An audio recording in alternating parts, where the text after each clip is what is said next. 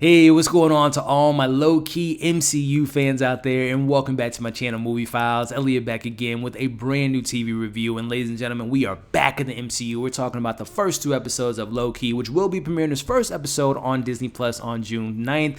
Now, I got the chance to check out the first two episodes, and I'm so excited to let you all know my thoughts. This is a spoiler-free review, no spoilers whatsoever, but we're talking pros, we're talking cons, we're talking about why I think you should be excited for this show, and more importantly, why I think this might be the most important MCU show to date. We're breaking it all down here in this spoiler-free review, but before we dive into it, make sure you all are following me on all my other social media accounts. If you all are new to the channel, welcome to the community. Consider subscribing to the channel, and while you all are at it, make sure you hit that notification bell. That way you can get the alert for when I drop new content. I would really appreciate it if you all can like and share this review. It helps out the channel a lot, but I also appreciate all the support. And in those comments below, let's talk Loki, ladies and gentlemen. Were you excited for the show? Were you nervous for the show? Once you've seen the first episode, what'd you think? Let's talk pros, let's talk cons, let's talk about the TVA and Loki and the multiverse, and are you excited for the weeks ahead? Let's talk about it all in the comments below. So a couple things I want to address up top. Number one, my future variant self will be shooting a spoiler review here pretty soon to dive deeper into this episode, and every single Wednesday we're going to be breaking down the episode here on this channel.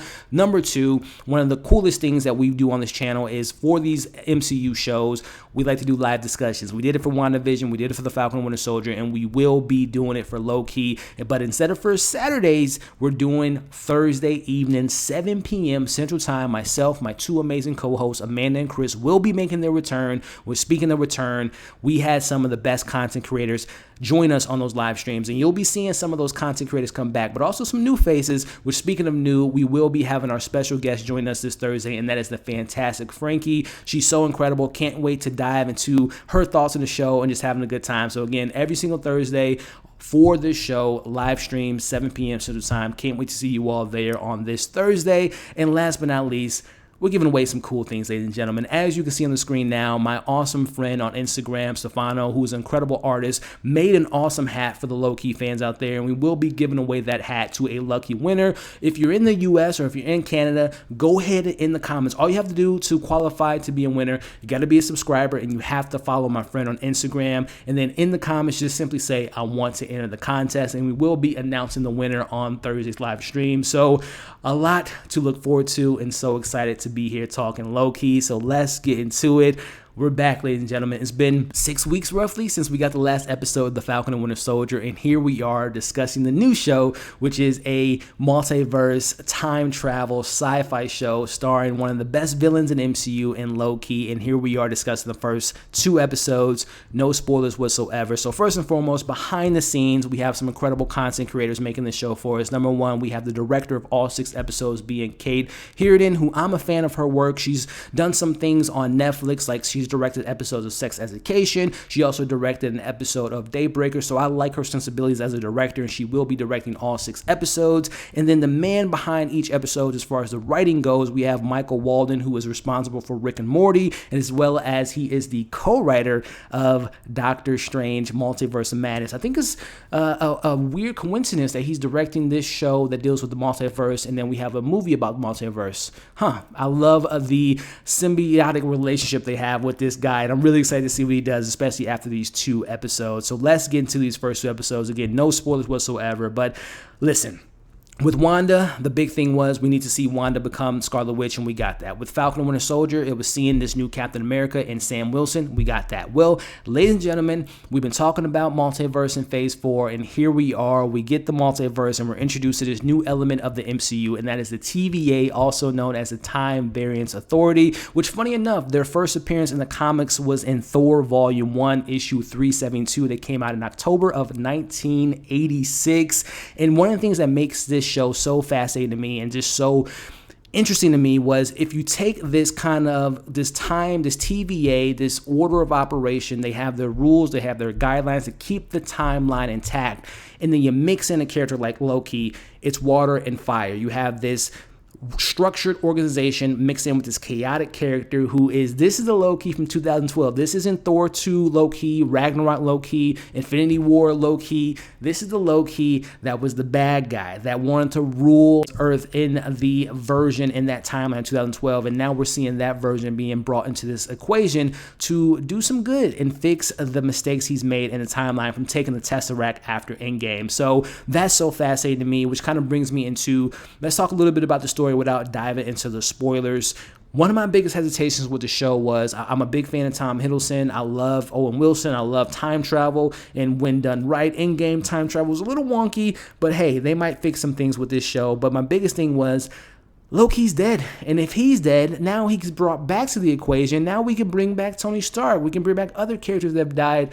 Where are the stakes? We can just bring them back to life now, right? So that was my biggest thing. And listen, I come from the comic book background growing up as a kid, and one of the things in comics is no one ever stays dead, right? But that's the comics. That's a different medium. This is TV. This is movies. We got to have stakes. If we can bring back people, where are the stakes? And I'll just say this. When it comes to the first 2 episodes, I really think they did a good job of laying down the groundwork in regards to the 2012 version of Loki, a different Loki, how he's going to be brought back into this equation and feeling new, feeling fresh, feeling like a new character that we've seen before, but given new missions. And I like how the show kind of establishes this new version of Loki within these first 2 episodes.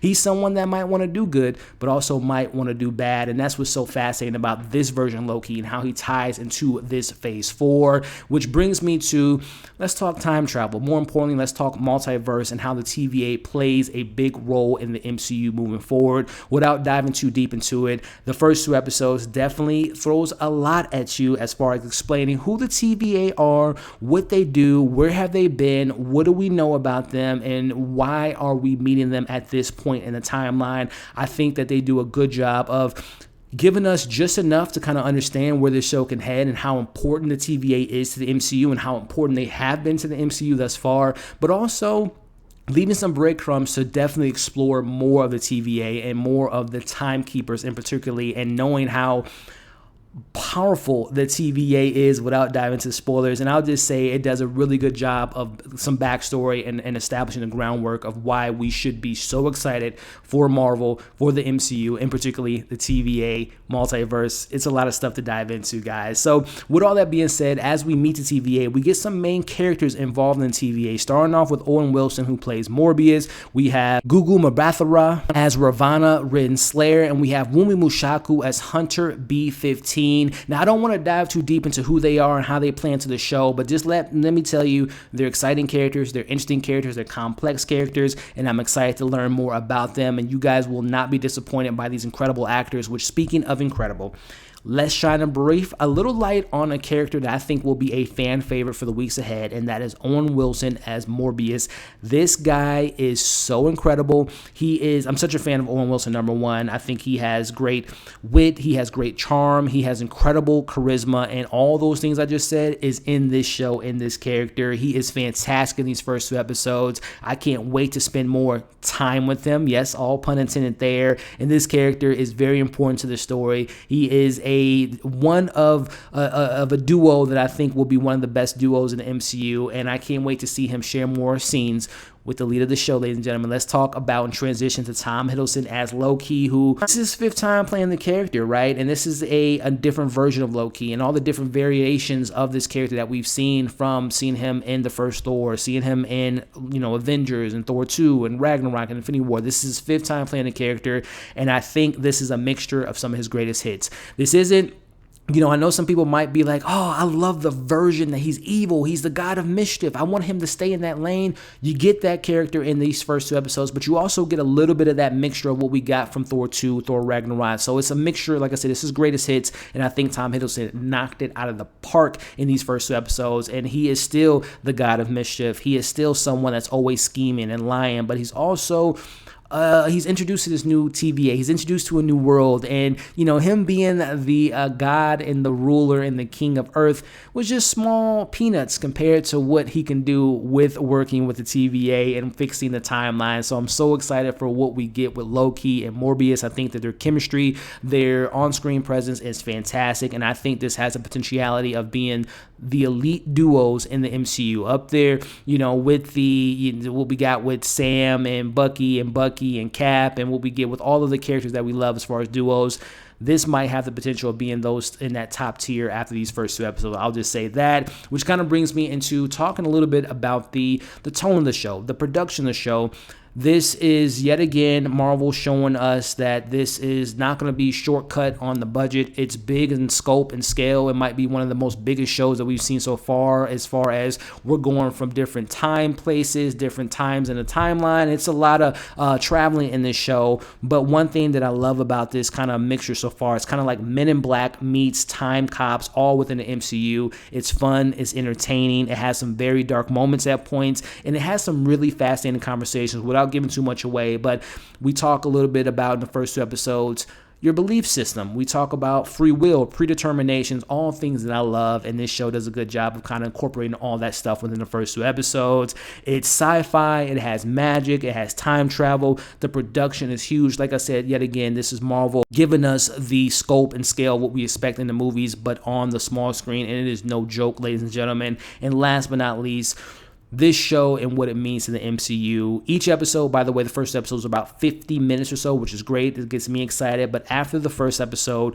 we get a good idea of what Loki and the TVA are going to be into and who they're going to be, potentially teaming up with, things of that nature. So the first episode really does a great job of establishing, okay, who are the TVA and what are we up against? Episode 2 is extremely important for the future of the MCU in Phase 4, and I can't wait to discuss how Episode 2 ends. Let's just say that, again, I think that this show will show you why this is one of the most important projects of Phase 4 so far, because it really opens the door and kind of reestablishes the MCU in a new way. And I'll just say that. So listen, I'm hooked. I'm intrigued. I'm invested. It's time to talk Loki. I think that this show is going to have just as many, if not more, theories and predictions that WandaVision had, especially after the first episode, especially after the second episode. There's going to be a lot of fun discussions, and we're going to be talking about it every single week here on this channel with my Wednesday episode breakdowns and our Thursday live streams. I hope you all can join me on this adventure talking about this show, which I think will be maybe the best show of the MCU so far, and I'm so excited to be talking about it, guys. So that's my thoughts on the first 2 episodes. You should be excited for it, and I can't wait to talk about it more in depth in the spoiler discussions in the weeks ahead. So make sure to like the video, share the video, leave your thoughts on episode 1 once you've seen it, and of course subscribe to the channel if you haven't already. Hit the bell, that way you don't miss any of my other content. Like I said, we got a spoiler review coming soon on this channel, and we're going to have our live stream on Thursday, 7 p.m. Central Time, and we will be doing a giveaway. So a lot of stuff coming pretty soon. Hope you all are staying safe. Hope you enjoyed this review, and we'll see you in the next video.